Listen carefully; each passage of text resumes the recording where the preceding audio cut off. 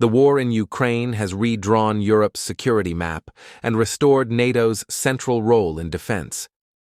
At the 2025 NATO summit in The Hague, world leaders signaled a shift from reacting to Russian aggression toward building long-term deterrence, resilience, and integration.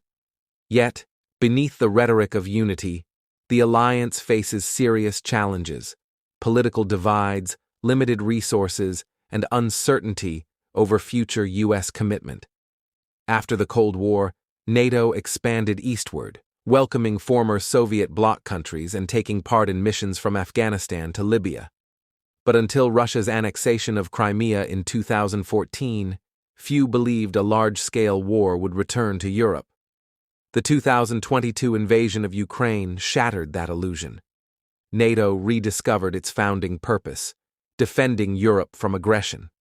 Forward deployments were strengthened, large-scale exercises resumed, and Ukraine began receiving unprecedented military and intelligence support. By late 2025, Ukraine's position is fragile.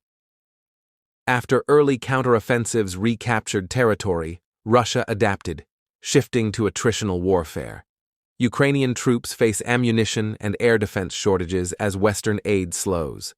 Russia, though weakened economically, continues to mobilize manpower and weapons from Iran and North Korea, maintaining pressure on Kharkiv, Odessa, and the Donbass. The war has drained Ukraine's resources, displaced millions, and strained morale, as civilians endure bombardment, blackouts, and food shortages. Meanwhile, the longer the war continues, the greater the risk of fatigue, both within Ukraine and among its allies. At The Hague, NATO leaders sought to prove their unity.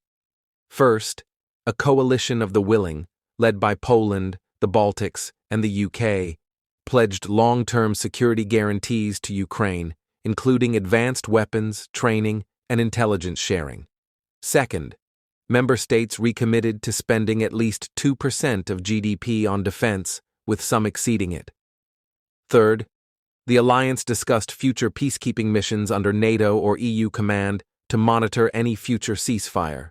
And finally, Europe's defense industries were urged to expand production, reducing reliance on U.S. stockpiles and ensuring sustainability in prolonged conflict. The United States remains NATO's backbone, yet its future role is less certain. Political division in Washington has delayed major aid packages, and some lawmakers argue that U.S. focus should shift toward China. This uncertainty pushes Europe to take greater responsibility, financially and strategically, for its own security. The war's impact goes far beyond Ukraine's borders. Finland and Sweden's entry into NATO reshaped the northern flank, creating new pressure points along Russia's border. Poland and the Baltic states have become NATO's front line, building bases and reinforcing infrastructure. Energy diversification has accelerated as Europe reduces dependence on Russian gas, expanding LNG and renewable projects. The message is clear: European security can no longer rely on others. It must be built from within. The European Union has become vital to Ukraine's survival, offering financial aid, humanitarian assistance, and sanctions against Russia. However, its drive for strategic autonomy is still in its early stages. In the global south, reactions are divided. Some condemn Russia, others remain neutral or prioritize trade ties, limiting global unity against Moscow. Despite strong rhetoric, cracks are visible. Populist movements across Europe question the cost of supporting Ukraine. Inflation, migration, and energy issues are testing public patience. Europe's defense industries also lag. Producing enough ammunition and drones could take years. Meanwhile, peace talks remain a dilemma. Negotiating too early might freeze Russia's territorial gains, undermining international law. Europe's future security depends on 4 key factors. 1. Ukraine's military endurance. Without sufficient aid, its defenses could collapse, emboldening Russia. 2. European autonomy. A stronger, balanced transatlantic partnership is vital for NATO's credibility. 3. Russia's adaptability. Despite sanctions, Moscow remains resilient, ready for prolonged conflict. And 4. Global context.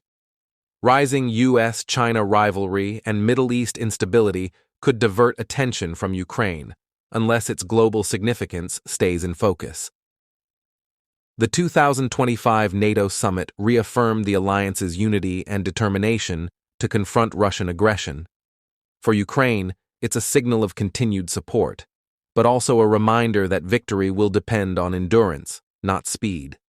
Europe has entered a new era of security defined by great power rivalry, contested borders, and the demand for lasting unity.